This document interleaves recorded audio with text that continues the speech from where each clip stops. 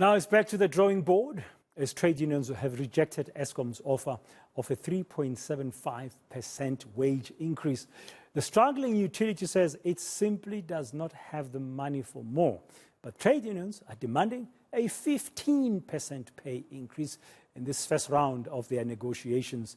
My colleague, that's eNCA reporter and fellow eNCA here, Heidi Giokos, following these developments. She's back and from that briefing earlier, joining me in the studio. Heidi, good afternoon and welcome to today. So, trade unions, like the NUM, saying that the workers are being undermined. They're not going to accept this low offer of 3.75%, which is, by the way, almost like half of the CPI where it is today.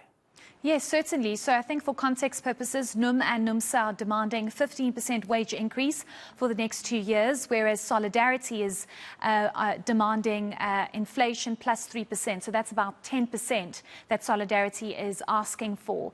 Of course, unions have reiterated that workers are subjected to very difficult working conditions, especially because of the energy crisis that we are currently facing, and that workers are often blamed for the constant rolling blackouts, which is not entirely their fault, given we do know that this has been going on for the past 15 years. We know that negotiations, or wage talks rather, commence this week. It's round 1, round 2 and 3 still need to happen, with round 2 possibly being next week.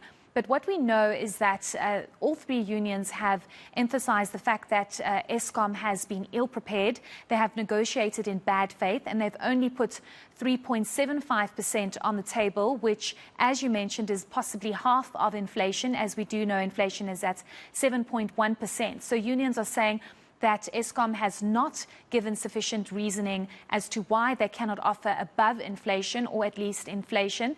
And they've also spoken to the fact that National Treasury has set certain conditions for that debt relief package that will be given to Eskom of over 200 billion rand, whereas the unions are saying that National Treasury has said that money must not be used for operational use or wages. So the unions are saying that this is just unacceptable, and Treasury needs to understand the financial state that Eskom is in. Let's listen to that. Treasury conditions on this bailout amount are unjust, are unfair. Don't bail out an entity and forget that that entity has got workers. And we really want to say it's not shaking us.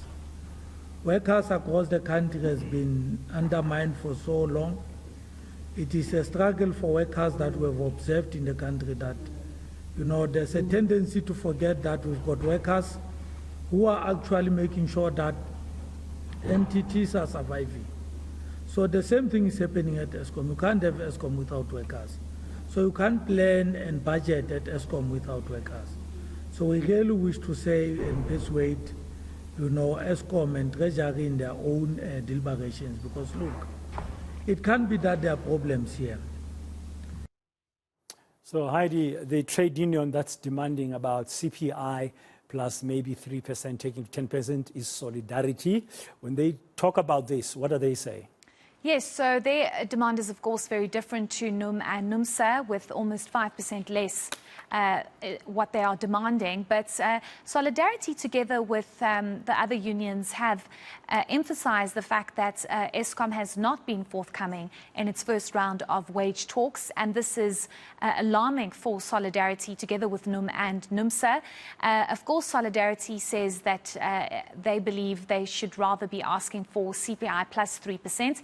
As I mentioned, it's very different to what the other unions are asking. But overall, all three unions seem to be aligned in their demands. It's just that Solidarity is asking for 10% instead of the 15%. But let's listen to Union Solidarity on their demands. Inflation pressure experienced by the workers that we represent is higher than the CPI. We can break it down into detail. Then the duration of the agreement to be 2 years. The long service award to be calculated as a percentage of the employee's basic rate of pay. At the moment is based on 20,000 Rand cap. Housing allowance to increase by 5%. All other allowances and benefits to increase as the same percentage as the final agreed salary increase. And then we also requested that the unilateral change to conditions of employment to be corrected. Okay, Heidi, so this negotiations off to that kind of a start. What's next in this process? So we do know that round 2 will commence next week, but it's worrying, Bradan, because if round 1 unfolded in this kind of manner, what will round 2 and round 3 look like? They are expecting wage talks to possibly end at the end of May, so there is still some time before these wage talks end, and hopefully they'll come to some kind of agreement, because what we're trying to avoid here is a deadlock between unions and Eskom.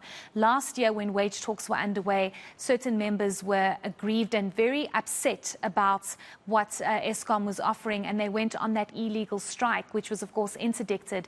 But we saw different stages of load shedding being implemented because workers were on strike and were picketing. So we just hope that doesn't happen, because the state that we are in right now, as we spoke about it earlier, Bradan, that we're on stage 6 now. It feels like it's stage 8 or even 10.